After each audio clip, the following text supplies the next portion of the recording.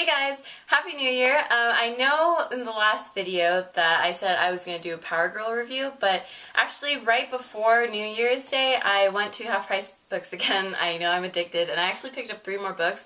One of the books I read, actually I read 2 of them already, but one of the books I just fell completely in love with, so I decided to review that for today, and it's The Shade by James Robinson. So this was one of the books I got. Another book I got was I, Vampire, which I actually really enjoyed as well. I read through it really quickly since it's sort of a smaller first trade, but this was the first book I've ever read with Andrew Bennett in it before. So let me show you some art really quickly. I might do a review of this in maybe a video where I do multiple trade reviews, since this one's a little bit smaller, but I definitely enjoyed this as well. Here's some art from it. In this book is also, Constantine and Batman also make an appearance in this one, so I really enjoyed this one as well. I'm definitely going to try to pick up the second volume as soon as I can. But that was the second book I got, and the third book I got is Harley Quinn, New 52 Volume 1. I was so excited when I saw this one, just because I just read Power Girl, which was also done by Amanda Conner and her husband Jimmy. But this one I haven't really heard much about. I picked up the Zero issue with the multiple artists in it, and I really like that as well, but I'm really excited to see what she does with this. Amanda Conner, I definitely enjoy her art, and I thought that the way she depicted Power Girl was pretty good, but Power Girl Power Trip overall, I know I said I'd do a review of it, and I definitely will. I liked it, but I have a few issues with it, which is sort of why I put it to the back seat, and that's why today I'm going to review Shade. I flat out loved this book. This book was so good. I would literally put it down and try to find other things to do because I didn't want it to end. But Power Girl was good as well. I liked the art in it, but there are definitely points where I was just sort of like, that's so unnecessary, or why would they write it like that, or something like that. But I'll address all of those in another video or review it. But again, today I want to review The Shade. So this book, when I first picked it up, I didn't really think much of it. I thought it could be interesting because The Shade has more ties towards like dark magic and the spiritual world, which I really enjoy as well, obviously with my love for Zatanna and all of that. She's actually referenced once in here too, I believe. But then I quickly did an Amazon search like I usually do, and it actually got 5 out of 5 stars, which was the first time I've ever seen that, at least during my Half Price Books trips. So I grabbed it, and I'm so glad I did. So this book is cut up into 6 different stories with 6 different artists, which is one thing that really appealed to me because it showed him in different lights and different point of views, I guess. So there's pretty much 2 main storylines throughout this book. The first storyline is that there is a bad seed in his family, and they're trying to basically take over the world, so he's trying to figure out who it is and how he can prevent it. But the second main storyline is that you get to see how the Shade was himself developed, and his origin story pretty much. So those are the 2 sort of overlying stories, but within each little vignette, each little story, I suppose, it actually has a separate story of its own. So it's pretty much like 8 books in one, which I really liked because you really have to keep up with the storyline, try to figure out what's going. Also, it's not in chronological order as well. So it starts off in modern day Opal City, but it ends up in the 1800s of London. So you have to really see what's going on and really follow the storylines because he's traversing through time and through locations like nothing. But I don't want to give too many spoilers because, like I said, I really, really freaking enjoyed this book. It was so good. So I want you guys to go out there and read it. Even if you don't really know too much about Shade, or if you've read things with him when he was a villain or something like that, this book is so good. Not just because of Shade and his powers and what he's capable of doing, but also just because of the narrative and the tone of this book is just really awesome. I think James Robinson did a really good job of sort of changing his own, or changing the Shade speech to sort of reflect how worldly he was and how he's been around for a long time, but also by adjusting that throughout every story itself. So in the first story, it starts off in modern day Opal City, and the first story is drawn by Cully Hamner, and I'll show you a picture. So in the first story, obviously the foundation is being set for the main storyline, which is the bad seed, who in his family is trying to take over the world pretty much. And it starts off with Deathstroke being sent to kill Shade. So here's an example of the art. I'm not gonna, again, give too many spoilers, but in the first one you get to see really the development of this entire book. You also get to see Starman really briefly since it's Opal City, but he only has a really tiny brief cameo. So that's the first story. And again, that's sort of where the whole book starts off, obviously. But in the second story, you're taken back in the past to 1940s Opal City, and this little story was actually drawn by Darwin Cooke, who's one of my favorite artists ever. His art style is very similar to Bruce Timm's, and typically when I see art like this, I think that maybe the storyline is a bit more lighthearted or comical even, but the way James Robinson wrote it and the way Darwin Cooke addressed it and sort of drew the features of everyone really made it sort of a serious story, if that makes any sense, and it makes it way more murderous and more dark than the art style would lead you to believe, and also the vigilantes in here. So I'm sure you guys have seen Darwin Cooke's art before, but just if you haven't, it's like this. So that is the second story, and in the second story, you also get to meet one of his descendants, who is Darnell Caldecott, and he is his great-great-grandson, and this is actually their first meeting, but you actually see Darnell later on when he's a lot more old and shriveled, I suppose. So that's the second story. And then the third story is drawn by Javier Pulido. And this one is set in Barcelona modern day times. So when he goes out there, he went out to specifically find one person, who is La Sangre. Sorry if I'm pronouncing that wrong. I never took Spanish. But she is basically this teenage vampire guardian of Barcelona. She's been guarding it for centuries. And she addresses Shade as father. So I would have to say, out of all the 6 stories in this book, this is definitely my favorite story, because I really like to see the relationship between Shade and La Sangre. They explain why she calls him father and their sort of origin story together. And Javier did a really, really great job with the art style as well. Let me show you another picture. So he's going out there in search of something in particular, but again, like I said earlier, each of these different stories has their own storyline. And this storyline was my favorite.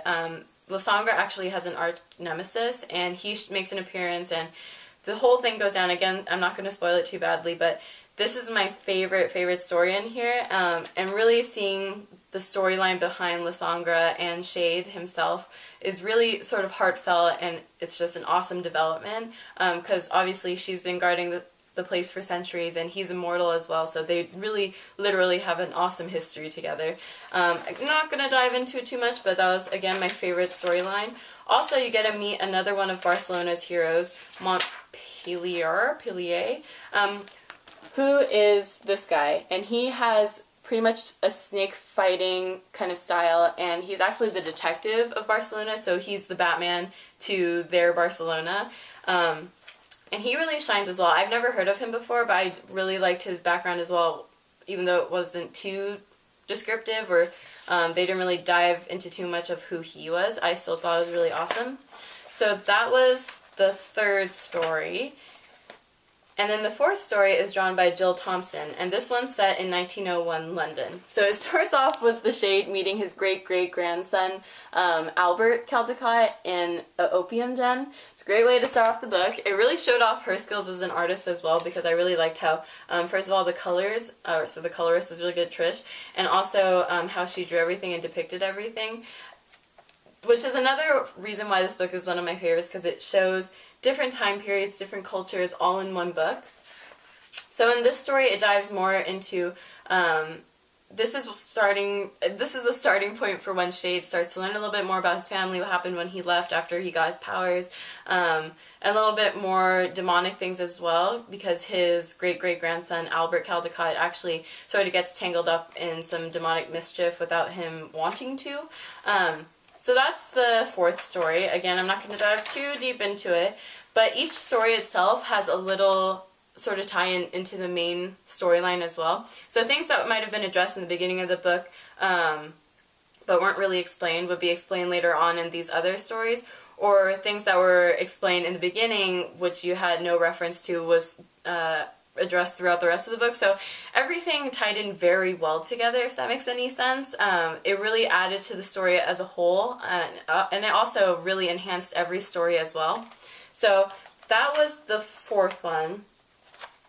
And then in the fifth one, it takes place in modern day London.